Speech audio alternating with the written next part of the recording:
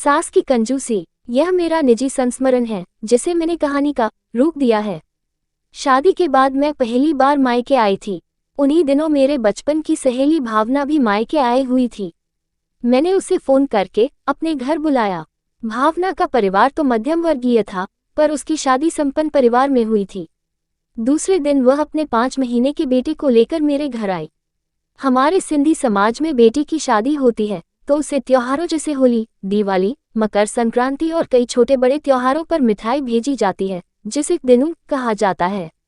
इसे बेटी के ससुराल वाले अपने खानदान के लोगों और नाते रिश्तेदारों में बांटते हैं। बातों ही बातों में इस बात का भी जिक्र हुआ। मेरी सहेली रुद्ध स्वर में बोली, मेरी सास तो बहुत कंजूस है, वह पैसों को तो जैसे दांतों से पकड़ती है।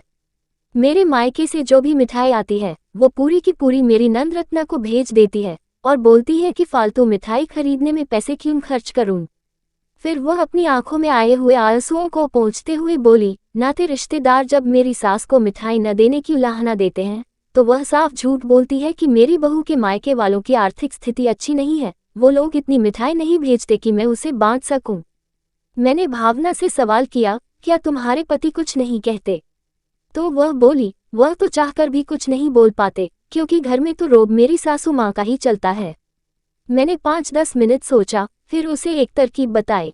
इस बार होली में उसके मायके से मिठाई नहीं आई तो सास ने भावना से उसकी वजह पूछी। भावना ने बड़ी विनम्रता से उत्तर देते हुए कहा, मान जी, मेरे मम्मी पापा ने ये निर्णय लिया है कि अब वे लोग मुझे मिठाई न देकर नकद राशि देंगे और यह नकद राशि मेरे बैंक अकाउंट में जमा करवाएंगे। इस बार भी होली की मिठाई न भेजकर उन्होंने 10,000 रुपये मेरे बैंक अकाउंट में जमा कर दिए हैं। ये सुनकर उसकी सास तो एकदम से टुपिटा गई। उसकी हालत तो ऐसी हो गई जैसे काटो तो खून नहीं, क्योंकि उसे अब बेटी को मिठाई भेजने के लिए अपनी गांठ से रुपये निकालने थे। और मेरी सहेली भावना के चेहरे पर मंद मंद मुस्कुराहट थी। मैंने उसे जैसी तरकीब बताई थी वह कामयाब जो हो गई थी। ज्योति मंगलानी।